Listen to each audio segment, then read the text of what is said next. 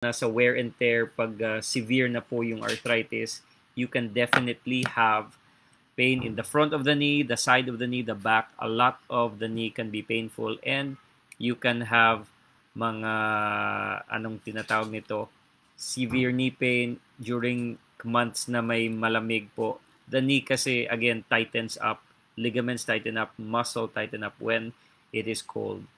So the other thing na inaaral ngayon is the connection with different foods. Inflammatory foods can worsen the pain of your arthritis.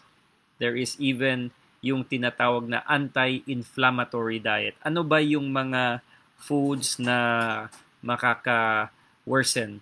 It's actually, pag mahilig kayo magprito or fry ng foods, try to avoid the seed oils, the canola, the sunflower, corn oil. Most seed oils in plastic bottles can be a form of inflammation sa katawan and give you worsening of your arthritis po na pain. There are patients ko po na may arthritis na sinasabihan ng mga doktor na yung gout lang yung arthritis na may association sa food. Now there is more research that yung connection ng tiyan at saka joints natin ay malaki yung connection po, and a lot of different arthritis can be affected by different foods. My personal recommendation is to make a food diary if you feel na itong pagkain na to is making your knees hurt, no? So, making a food diary to remind you ano yung mga para sa katawan mo bawal, ano. So, yeah. So, again, ano ba yung pwedeng mga oils na gamitin natin sa pagkain to lessen the pain of yung arthritis? So, anti-inflammatory options can include yung coconut oil. Here in the Philippines, we are blessed to have a lot of coconut oil. Meron ding for the salads, extra virgin olive oil, clarified butter like ghee, at saka yung mga avocado oil. So, choosing foods na hindi processed actually also helps very much.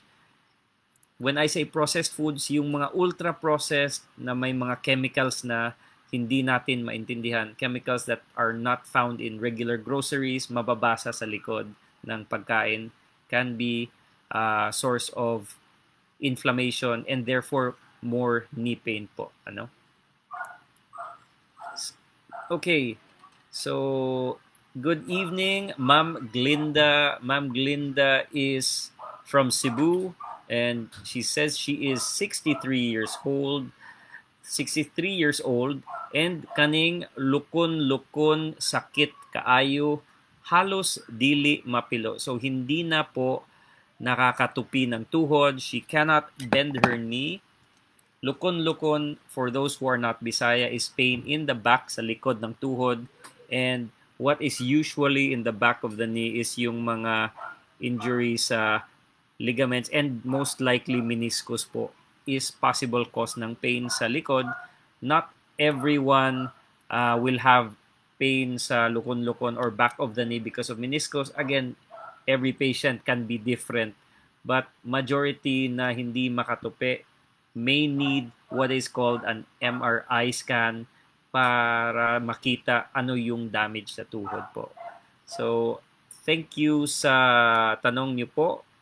Ma'am Glinda from Cebu, sakit sa lukon-lukon, pain in the back of the knee, possibly yung ugat or nerve na sinasabi ng mga tao is actually the meniscus. The only way that we can check this is by a thorough physical examination sa clinic po, and of course getting an MRI scan. So, that is one of the things to discuss po. Yung meniscus kasi is parang goma, shock absorber dito, no? In between your knee. And if you notice, pag straight po, malaki yung space. Pag nakatupi, you can see the meniscus is the space in between the bones becomes smaller, the joint narrows, and the capsule, which has a lot of nerve endings, pwedeng sasakit po yan. So, hope that helps. Meniscus, definitely hindi po yan emergency na kailangan ng surgery. Again, not everyone with knee pain requires surgery, but definitely please see a doctor near you po. Again, hindi lahat ng mga knee pain pareho. Hindi lahat ng knee pain makukuha sa mga medicines, food or diet or stretching. Definitely, there are injuries that need to be assessed by a doctor. So please see a doctor near you po, Ma'am Glinda. And that is one of the very common sakit sa tuway-tuway or kneecap, arthritis, and sakit sa lukon-lukon or back of the knee can be a meniscus. So, hope that answers your question. Shout out din to Sir Mar Freedom. Hi and good evening sa inyo. Again, don't forget to ask questions. You have mga questions about knee pain, about knee arthritis, or even mga injuries like ACL. Don't forget to message me where you are from and to answer all your questions tonight. Again, tonight's topic is why your knee hurts and a doctor's guide to pain relief without surgery sana, no? And yeah, what is the next question? Sir Rico, shout out to Sir Rico. Good eve, Doc Joff. I'm watching from Cebu. So, naka-perform nakabaog bridge enhanced ACL repair. So, okay ba na, Doc? So, Sir Rico, thank you for your question. Interestingly enough, relatively bago po yung tinatawag na BEAR or BEAR, also known as the Bridge Enhanced ACL Repair. It's very, very specific. Bakit specific? It's not for everyone na may ACL injuries. And what do I mean by this? The BEAR repair is very specific na kailangan acute makukuha yung patient, magagawa agad yung surgery. Recommendation is within 50 days na pag may ACL injury, usually pag partial tear or mid-substance yung tear, meaning kailangan nasa gitna, pwedeng ma-bridged enhanced na ACL repair po yan. You have a special na gamit that is used for these repairs. Again, if you are beyond 50 days ng injury, if hindi po mid-substance or partial tear, if meron pa kayong history of arthritis na sa tuhod din, hindi yan advisable po yung tinatawag na bare ACL reconstruction. Bare ACL repair pala. The reconstruction is when we use yung hamstring graft. Yun po yung mga different grafts. Pwede yun yung tinatawag na mga gold standard for ACL po. So, again, every patient can be different. Patients who are considering bare repair, please read more about it. It's actually relatively bago and just has been FDA approved sa US. Dito sa Pilipinas, I'm sure that we also have our own FDA. You have to do your own research pag mga ganito po. But thank you for your question because yung mga injury sa tuhod definitely can cause yung knee pain. The ACL kasi is inside the knee. Ito po yung gitna ng tuhod. And if you see the center of the knee, ito po yung ACL po. Pag naputol po yan, then that is what the question was. Pwede bang ma-repair? Usually yung repair is may tahi, but it also has that marshmallow-like substance sa bare repair, no? Na para ma-repair yung ACL sa mid-substance or partial tears. And the others na beyond 50 days na, that is when we consider mga reconstructive options na gold standard po yan. So, I hope that answers your question. Ma'am Glinda says, salamat kayo sa pagtubag, Doc. You're very welcome, Ma'am Glinda. And we have another question dito sa ating page from Ma'am Jen or Jelen. Ma'am Jelen is from Manila. And Doc, bakit po pag nakaupo, nabebend po yung tuhod pero pag nakahiga, hindi mabend diretso. So this can be an issue. So pag nakaupo, nabebend yung tuhod, pag nakahiga, hindi matupi. It can be a muscle imbalance or tightness sa mga hip muscles kasi konektado po yung ating mga hips and knees po.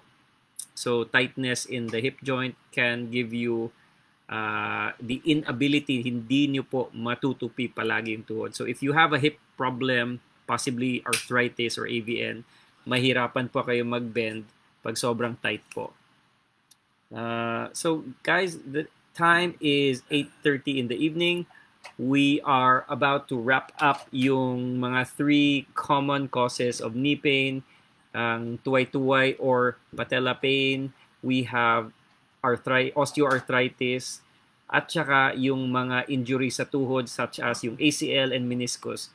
Meniscus tears can occur pag napunit po yung ACL sa mga medyo bata po. If you are with osteoarthritis, yung medyo sira na yung tuhod, then it's also possible to have meniscus tears, but these are really degenerative or kasama sa arthritis na tears. And I hope you guys are getting value. Remember, please like, follow, and share this with your friends if you know someone na may sakit sa tuhod or knee pain and ayaw nila magpa-opera or anything. The other options, of course, there are pain relievers, there are definitely physical therapy, exercises, stretches, and even injections that we will tackle in the future, mga arthritis warriors. Mga katuhod, I hope this helps, and for those of you who are wondering when the next live will be, we will try to do the next live on a Wednesday next week po, the same time, 8 p.m. dito sa ating page, The Cebuano Hip and Knee Specialist po. So, remember, always consult a doctor near you because it is not enough na makikinig lang ng doktor at saka makadiagnose po kayo, maka-treat po kayo ng mga knee injuries, knee pain. Definitely, may mga physical therapists and rehab doctors na nag-aaral para maturuan tayo ng proper stretching. These are things that avoid injury when you are being guided by mga professional, by mga specialists. So, I hope that helps mga katuhod, mga arthritis warriors. We have a couple of minutes for the last questions. If you have a few questions, last 2 minutes. Remember, 3 things that you have to remember. Proper stretching can be helpful para sa mga arthritis and para sa mga walang arthritis pero weekend warriors, mga athletes. Proper stretching is really important. Number 2, diet is really important as well.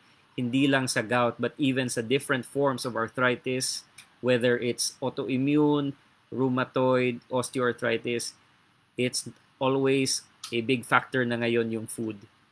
And lastly, not all knee injuries require surgery, but the best thing that you can do is consult a doctor near you. Especially pag see a knee specialist near you and hopefully you get a proper diagnosis, a proper treatment also. Hindi sa kapitbahay or sa mga neighbors natin na hindi pala doktor, na ang dami ng supplements na tinitake. Much love and respect. I'm Dr. Jonathan Flordelis. You can call me Dr. Joff. And thank you din sa mga arthritis warriors na nakikinig. I'll see you next week, Wednesday at 8 p.m. Bye-bye!